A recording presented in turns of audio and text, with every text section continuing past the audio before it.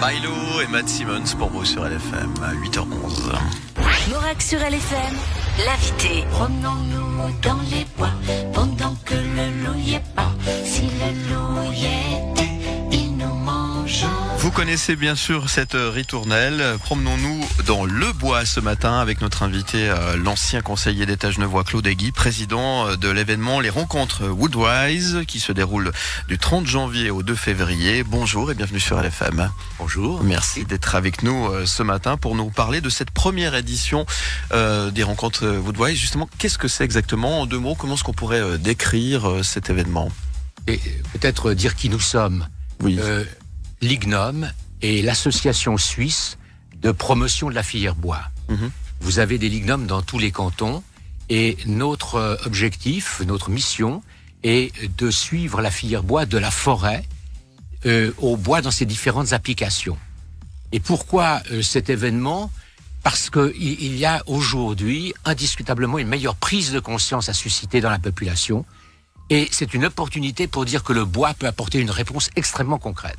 On ne peut pas continuer de parler des modifications climatiques et ne pas être dans le concret.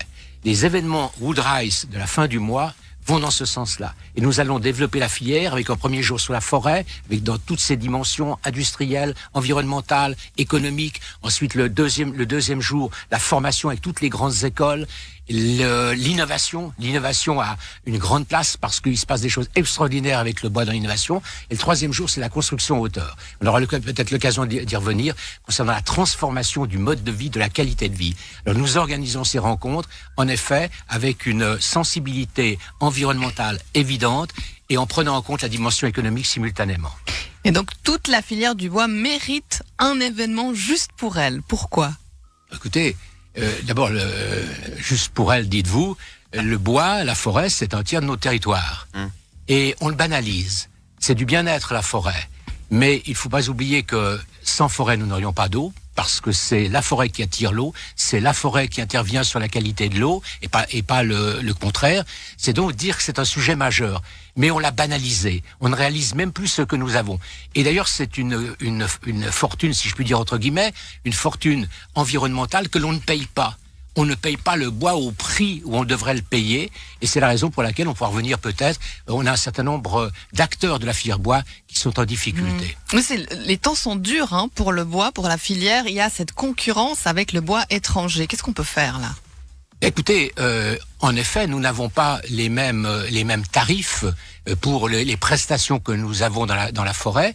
Et il est évident qu'à un moment donné, il faut que nous nous posions la question, c'est consommer du bois suisse, oui. Est-ce que ça doit être un peu plus cher? Peut-être, mais dans ce cas-là, il faut que le citoyen, individuellement, accepte, soit cohérent avec les discours qu'il tient.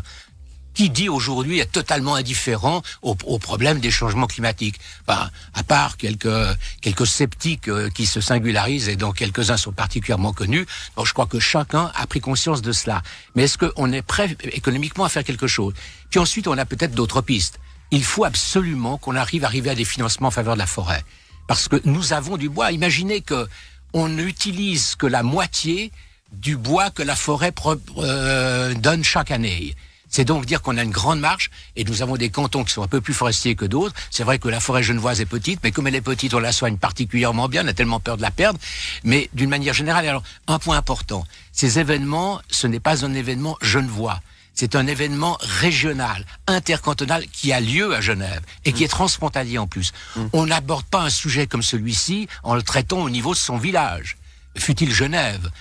C'est donc nécessaire d'avoir cette approche.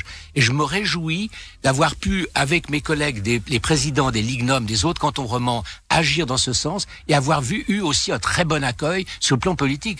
Le vendredi, le dernier jour de la partie,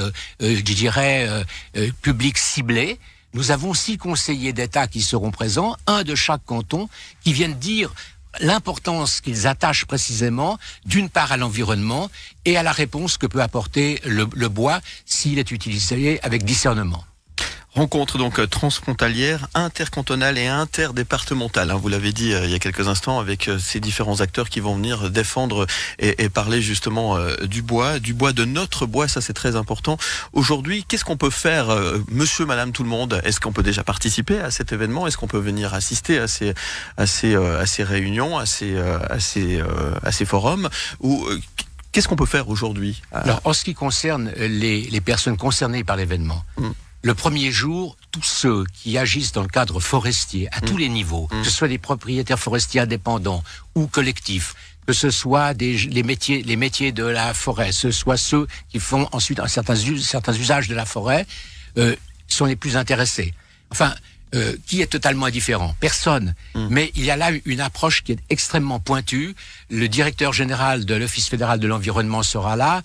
Vous avez un représentant des Nations Unies qui est là parce que ça fait partie le bois est un des dossiers importants aux Nations Unies. Vraiment, tout le monde est là pour en parler en connaissance de cause. Donc ça, c'est une chose. Il y a une sorte de WEF du bois, en fait. Écoutez, sachez aussi que ce n'est pas un aboutissement. Oui. La rencontre de Genève, les rencontres Woodrise de Genève, c'est une nouvelle étape. Il s'est déjà fait quelque chose avant. On était déjà actifs. Mais je dirais que on ronronnait un peu. Il est temps de se montrer beaucoup plus déterminé. Et il faut le faire d'une manière telle que l'on ne puisse plus, lorsqu'on construit, ne pas prendre en compte l'opportunité du bois.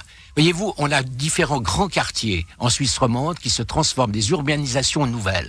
Le béton domine, je ne veux pas exclure le béton, mais il domine d'une façon excessive alors qu'il n'a pas du tout les vertus que le bois peut avoir.